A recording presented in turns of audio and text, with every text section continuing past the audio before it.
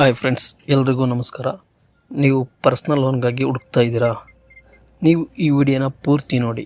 ಈ ವಿಡಿಯೋ ನೋಡಿದ 20 ನಿಮಿಷದಲ್ಲಿ ಪರ್ಸ್ನಲ್ ಲೋನ್ ನಿಮಗೆ ಸಿಗುತ್ತೆ. ಇದು 100% ಗ್ಯಾರಂಟಿ.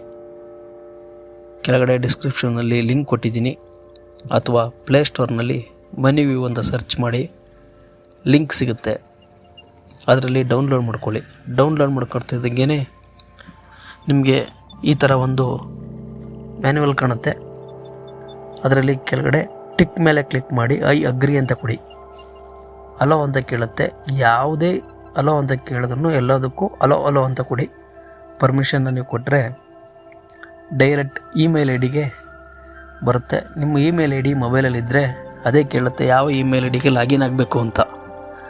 ನೀವು ಯಾವುದಾದ್ರು ಒಂದು ಇಮೇಲ್ ಐ ಡಿ ಕೊಟ್ಟು ಡೈರೆಕ್ಟ್ ಲಾಗಿನ್ ಆಗ್ಬೋದು. Email I D hockey login ಆಗಿದ ತಕ್ಷಣ ವೆಲ್ಕಮ್ ಅಂತ ಬರುತ್ತೆ.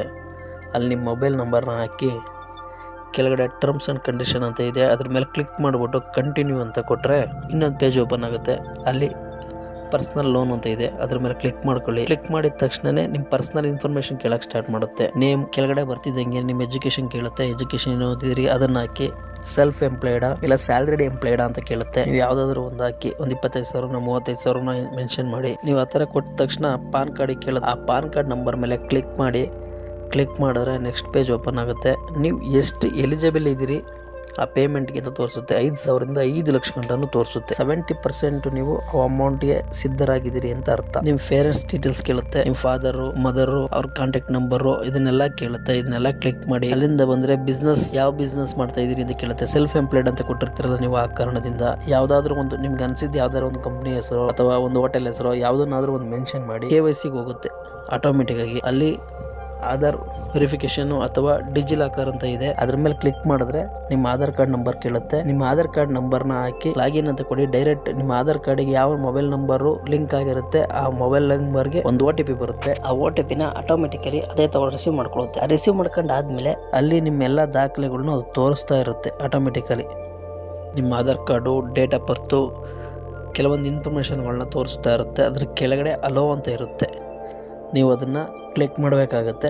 ಅದು ಕ್ಲಿಕ್ ಮಾಡಿದ್ರೆ ನೆಕ್ಸ್ಟ್ ಪೇಜ್ ಓಪನ್ ಆಗುತ್ತೆ. ಆಧಾರ್ ಕಾರ್ಡ್ ಶೋ ಆಗುತ್ತೆ. ಮತ್ತು ನಿಮ್ಮ ಆಧಾರ್ ಕಾರ್ಡ್ ಶೋ ಆದಮೇಲೆ ಕನ್ಫರ್ಮ್ ಅಂತ ಕೊಡಿ. ಅಲ್ಲಿಂದ ನೀವು ಕನ್ಫರ್ಮ್ ಕೊಟ್ಟಾದಮೇಲೆ ನಿಮ್ಮದೊಂದು ಸೆಲ್ಫಿ ಓಪನ್ ಆಗುತ್ತೆ.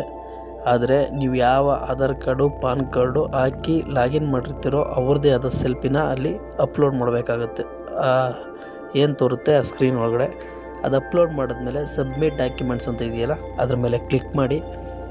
ಆಟೋಮೆಟಿಕಲಿ ಅದು ಡಾಕ್ಯುಮೆಂಟ್ ಸಬ್ಮಿಟ್ ಆಗುತ್ತೆ. ಆ ಸಬ್ಮಿಟ್ ಆದಮೇಲೆ ನಿಮ್ಮ ಬ್ಯಾಂಕ್ ಅಕೌಂಟ್ ಕೇಳುತ್ತೆ. ನೀವು ಯಾವ ಬ್ಯಾಂಕ್ ಅಕೌಂಟು, ಕೆನರಾ ಇದ್ದರೆ ಕೆನರಾ, IFSC ಇದ್ದರೆ ICICI ಇದ್ದರೆ ICICI, SBI ಇದ್ದರೆ SBI, ಅದನ್ನು ಕ್ಲಿಕ್ ಮಾಡಿ. ಅದನ್ನು ಕ್ಲಿಕ್ ಮಾಡಿದ್ಮೇಲೆ ನಿಮ್ಮ ಬ್ಯಾಂಕ್ ಅಕೌಂಟ್ ನಂಬರ್ ಕೇಳುತ್ತೆ. 2 ಸಲ ಅಕೌಂಟ್ ನಂಬರ್ 2 ಸಲ ಮೆನ್ಷನ್ ಮಾಡಿ ಕರೆಕ್ಟಾಗಿದೆಯಾ ನೋಡ್ಕೊಳ್ಳಿ. ಅದಾದಮೇಲೆ IFSC ಕೋಡ್ ಕೇಳುತ್ತೆ. IFSC ಕೋಡು ಪರ್ಫೆಕ್ಟಾಗಿರೋದನ್ನೇ ಹಾಕಿ, ಮಿಸ್ ಮಾಡ್ಕೋಬೇಡಿ. ಯಾಕೆ ಅಂದರೆ ಇಲ್ಲಿ ಆಗುವಂಥ ಅಮೌಂಟು ಮಿಸ್ ಆಯಿತು ಅಂದರೆ ಬೇರೆ ಖಾತೆಗೆ ಹೋಗುವಂತಹ ಅವಕಾಶ ಇರುತ್ತೆ. ಅದರಿಂದ ಪರ್ಫೆಕ್ಟಾಗಿ ಫಿಲ್ ಮಾಡಿ. ಅದು ಫಿಲ್ ಮಾಡಾದ್ಮೇಲೆ ಸ್ಟಾರ್ ರೇಟಿಂಗ್ ಕೇಳುತ್ತೆ. ಆದಷ್ಟು 5 ಸ್ಟಾರೇ ಕೊಡಿ. ಆಮೇಲೆ ಬೇಕಾದರೆ ನೀವು ಬೇಡ ಅಂದರೆ ಚೇಂಜ್ ಮಾಡ್ಕೋಬೋದು. ಅಲ್ಲಿಗೆ ನಿಮ್ಮ ಅಪ್ಲಿಕೇಶನ್ ಸಬ್ಮಿಟ್ ಆಯಿತು ಅಂತ ಅರ್ಥ. ಸಬ್ಮಿಟ್ ಆದಮೇಲೆ ರೀಫ್ರೆಶ್ ಮಾಡಿ ಒಂದು ಸಲ. ರೀಫ್ರೆಶ್ ಮಾಡಿದ್ಮೇಲೆ ಅಲ್ಲಿ ತೋರಿಸುತ್ತೆ ನಿಮ್ಮ ಡಾಕ್ಯುಮೆಂಟ್ಸ್ಗಳ್ನ ಆಟೋಮೆಟಿಕಲಿ. ಅದು ಪೆಂಡಿಂಗ್ ಇದೆಯಾ ಇಲ್ಲ ಪ್ರೊಸೆಸಿಂಗ್ ಇದೆಯಾ ಅಂತ. ಅದು ಪೆಂಡಿಂಗ್ ಇದ್ದರೆ 1-2 ಮಿನಿಟ್ಸ್ ಬ್ಯಾಕ್ ಹೋಗಿ ಬನ್ನಿ. ಬ್ಯಾಕ್ ಹೋಗಿ ಬಂದು ಮತ್ತೆ ರೀಫ್ರೆಶ್ ಮಾಡಿ. ಕೆಳಗಡೆ ಸ್ವೈಪ್ ಮಾಡಿದ್ರೆ ಆಟೋಮೆಟಿಕ್ಕಾಗಿ ಇಲ್ಲ ನಿಮ್ಮ ಆಧಾರ್ ಕಾರ್ಡ್ ಕೇಳ್ಬೋದು, ಇಲ್ಲ ಡೈರೆಕ್ಟ್ ಕಂಟಿನ್ಯೂ ಅಂತಲೂ ಕೇಳ್ಬೋದು. ಅದು ಮಿಸ್ ಆಗಿ ಏನಾದರೂ ಎಂಟರ್ ಆಧಾರ್ ಅಂತ ಕೇಳಿದ್ರೆ ಮತ್ತೆ ನಿಮ್ಮ ಆಧಾರ್ ಕಾರ್ಡ್ ಹಾಕಿ ಎಂಟರ್ ಮಾಡಿ. ಆಟೋಮೆಟಿಕಲಿ ಮೂವ್ ಆಗುತ್ತೆ. ಆದರೆ ಒಂದನ್ನು ಇಟ್ಕೊಳ್ಳಿ, ನೀವು ಯಾವಾಗಲೂ ಅಲ್ಲಿ ಎಷ್ಟು ಪೇಮೆಂಟ್ನ ನಿಮ್ಗೆ ಲೋನ್ ಎಷ್ಟು ಬೇಕು ಅಂತ ಹಾಕಿರ್ತೀರೋ ಅದಕ್ಕೆ ಡಬ್ಬಲ್ನೇ ಪೇಮೆಂಟ್ ನಿಮ್ದು ಹಾಕಿರಿ. ಎಷ್ಟು ಪೇಮೆಂಟ್ ಬರುತ್ತೆ ನಮಗೆ ಅನ್ನೋದು ಅದನ್ನು ಮಾತ್ರ ಮರಿಬೇಡಿ. ಆ ರೀತಿ ಕೊಡ್ತಿದ್ದಂಗೆ ನಿಮ್ಮ ಬ್ಯಾಂಕ್ ಅಕೌಂಟ್ಗೆ 1 ರೂಪಾಯಿನ ಕಳಿಸ್ತಾರೆ, ಚೆಕ್ ಮಾಡ್ತಾರೆ. ಅದೇನಾದರೂ 1 ರೂಪಾಯಿ ಬಂತು ಅಂದರೆ ನಿಮ್ಮದೆಲ್ಲ ಡಾಕ್ಯುಮೆಂಟ್ಸ್ ಪರ್ಫೆಕ್ಟಾಗಿದೆ ಅಂತ ಅರ್ಥ.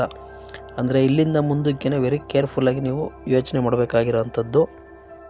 ಇಲ್ಲಿಂದ ಪಾಯಿಂಟ್ ಪರ್ಫೆಕ್ಟಾಗಿ ನೋಡಿಕೊಂಡು ಒಂದೊಂದನ್ನು ವರ್ಕ್ ಮಾಡಿ. ಯಾಕೆ ಅಂದರೆ ನೀವೆಷ್ಟು ಅಮೌಂಟ್ ಎಲಿಜಿಬಲ್ ಆಗಿದ್ದೀರಾ ಅಂತ ತೋರಿಸುತ್ತೆ. ಎಷ್ಟು ತಿಂಗಳು ಕಟ್ಟಬೇಕು ಅನ್ನೋದನ್ನು ತೋರಿಸುತ್ತೆ.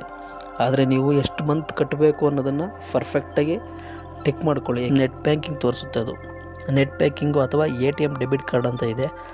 ಅಂದರೆ ಡೈರೆಕ್ಟ್ ನಿಮ್ಮ ಅಕೌಂಟಿಂದನೇ ಕಟ್ಟಾಗೋ ರೀತಿ ಮಾಡಬೇಕೋ ಬೇಡವಾ ಅನ್ನೋದು ಇದರ ಅರ್ಥ. ಆದಷ್ಟು ನೀವು ನಿಮ್ಮ ಅಕೌಂಟಿಂದನೇ ಕಟ್ಟಾಗೋ ರೀತಿಯೇ ಮಾಡಿ. ಏನು ಮಾಡಬೇಕು ಅಂದರೆ ಕೆಳಗಡೆ ATM ಆರ್ ಡೆಬಿಟ್ ಕಾರ್ಡ್ ಅಂತ ಇದೆಯಲ್ಲ, ಅದ್ರ ಮೇಲ್ಗಡೆ ಕ್ಲಿಕ್ ಮಾಡ್ಕೊಳ್ಳಿ. ನೀವು ಅದು ಕ್ಲಿಕ್ ಮಾಡಿಕೊಂಡ್ರೆ ಡೈರೆಕ್ಟು ಅಡುಗೆಯಿಂದ ನಿಮ್ಮ ಇನ್ಫಾರ್ಮೇಷನ್ ಎಲ್ಲ ಆಟೋಮೆಟಿಕಲಿ ತೊಗೊಳುತ್ತದು. ತೊಗೊಂಡಾದ್ಮೇಲೆ ಕೆಳಗಡೆ ಒಂದು ಟಿಕ್ ಕೇಳುತ್ತೆ ಅದು. ಅದ್ರ ಮೇಲೆ ಟಿಕ್ ಮಾಡಿ ಸಬ್ಮಿಟ್ ಮಾಡಿದ್ರೆ, ಕನ್ಫರ್ಮ್ ಕೊಟ್ಟರೆ ಆಟೋಮೆಟಿಕಲಿ ಅದು NPCI ಅಂತ ಡೆಬಿಟ್ ಕಾರ್ಡ್ ಬಗ್ಗೆ ಡೀಟೇಲ್ಸ್ ತೋರಿಸುತ್ತೆ ಪೂರ್ತಿ.